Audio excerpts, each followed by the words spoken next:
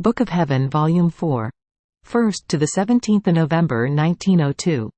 Page 141 to 147. November 1, 1902.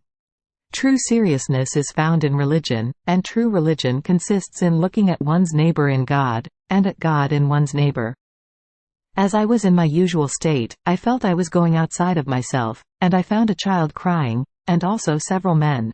And one of them, more serious, took a most bitter drink and gave it to that crying child, who suffered so much in swallowing it, that his throat seemed to choke.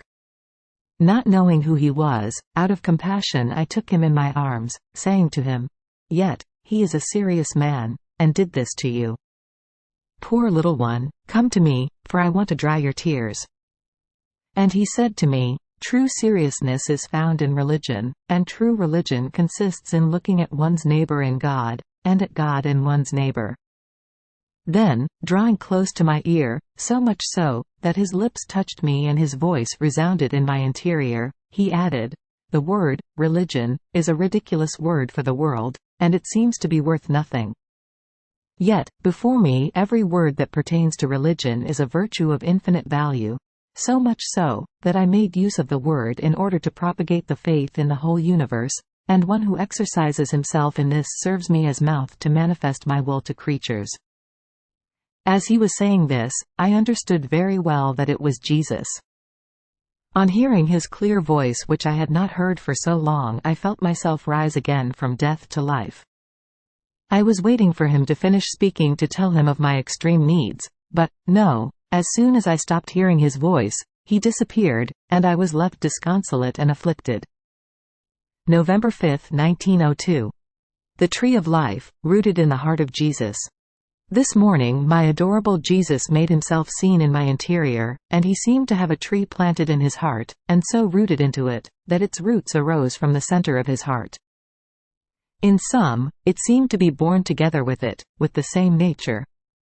I was amazed at seeing its beauty, strikingness and height, which seemed to touch the heavens, and its branches extended out to the farthest ends of the world. Now, on seeing me so amazed, blessed Jesus told me, "My daughter, this tree was conceived together with me, in the center of my heart, and from that moment I felt in my inmost heart all the good and the evil that man would do with this tree of redemption, called, Tree of Life. In fact, all those souls who remain united to this tree will receive the life of grace in time, and when the tree has raised them well, it will administer to them the life of glory in eternity. Yet, what is not my sorrow? Even though they cannot root out the tree, nor can they touch the trunk, many try to cut some branches so that souls may not receive life, and to take away from me all the glory and the pleasure that this tree of life would have produced for me." While saying this, he disappeared. November 9, 1902. Difference between the operating of Jesus and the operating of man. While I was longing for my adorable Jesus, he came in the appearance he had when his enemies were slapping him, covering his face with spit, and blindfolding him. With admirable patience he suffered everything. Even more, it seemed he would not even look at them, so much was he intent in his interior on looking at the fruit which those sufferings would produce. I admired everything with amazement, and Jesus told me, "My daughter, in my operating and suffering I never looked outside, but always inside. And whatever it might be, in seeing its fruit, I would not just suffer it, but I would suffer everything with yearning and avidity." On the other hand, completely opposite, man, in operating good, does not look inside the work, and not seeing its fruit, he becomes easily bored, everything bothers him, and many times he neglects doing good. If he suffers, he easily loses his patience, and if he does evil, not looking inside that evil, he does it with ease. Then he added, "Creatures do not want to convince themselves that life must be accompanied by various circumstances, now of sufferings, now of consolation. Yet, even plants and flowers give them an example of this by remaining submitted to winds, snows, hail and heat." November 16, 1902. The Word of God is joy. The command of Monsignor regarding the coming of the confessor. I spent last night in great distress. I saw the confessor in the act of giving me prohibitions and commands. Blessed Jesus came for a little, only telling me, "My daughter, the Word of God is joy. and one who listens to it but does not let it bear fruit with his works, gives it a black shade and covers it with mud." Then, feeling much suffering, I tried not to pay attention to what I was seeing, when, all of a sudden, the confessor came, telling me that Monsignor commanded, in an absolute way, that the priest was not supposed to come any more to make me come out of my usual state, but that I should go out of it by myself, something which I had not been able to obtain for as many as 18 years, in spite of tears and prayers, and the vows and promises I made to the Most High. In fact, I confess before God that all the sufferings I might have gone through have not been true crosses for me, but delights and graces of God, but the sole and true cross for me has been the coming of the priest. So, knowing the impossibility of this outcome from many years of experience, my heart was lacerated by the fear that I might not be able to obey, and I would do nothing but shed most bitter tears, praying to that God who alone sees the depth of my heart, that he would have pity on the position I found myself in.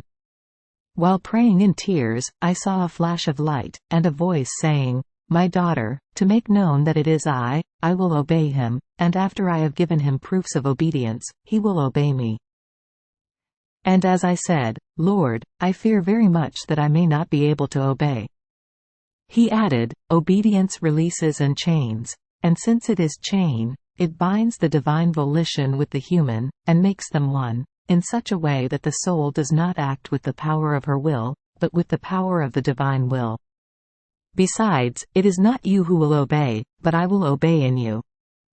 Then, all afflicted, he added, "My daughter, did I not tell you that keeping you in this state of victim and starting the slaughter in Italy is almost impossible for me?"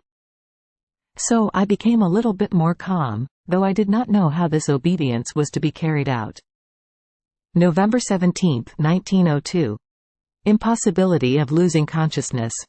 It is a decree of the will of God to use the work of the priest to make Luisa come round from her state of sufferings.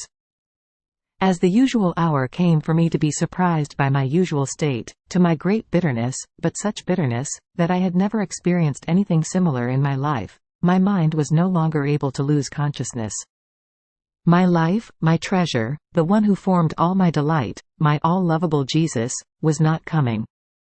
I tried to recollect myself as much as I could, but I felt my mind so awake that I could neither lose consciousness nor sleep. So I would do nothing but break the restraint to my tears.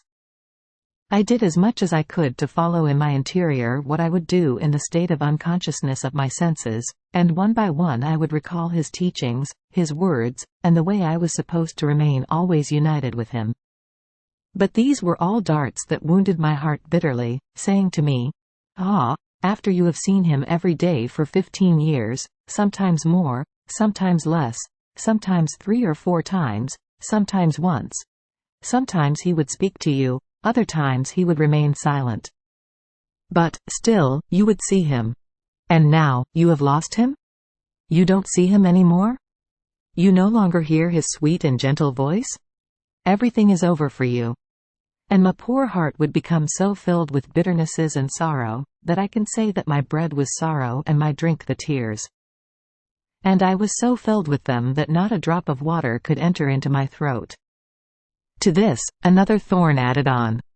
Oftentimes I had said to my adorable Jesus, "How I fear about my state, that it is just me, that it is all my fantasy, that it is a pretense," and he would say to me, "Remove these fears, for you will see, then, that days will come in which, in spite of any effort and sacrifice you would make to lose consciousness, you will not be able to do it."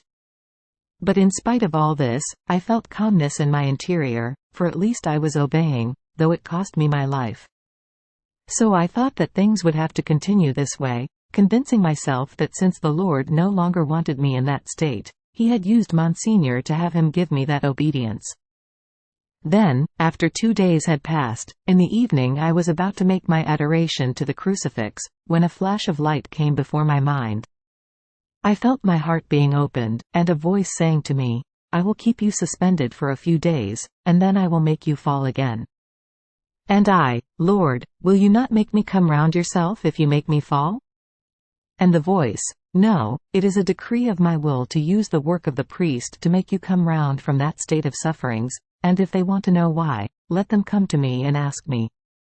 My wisdom is incomprehensible, and has many unusual ways for the salvation of souls. But even though it is incomprehensible, if they want to find the reason, let them go deep, for they will find it, bright like sun. My justice is like a cloud pregnant with hail, thunders and lightnings, and in you it found a dam so as not to unload itself over the peoples. So, let them not want to advance the time of my wrath.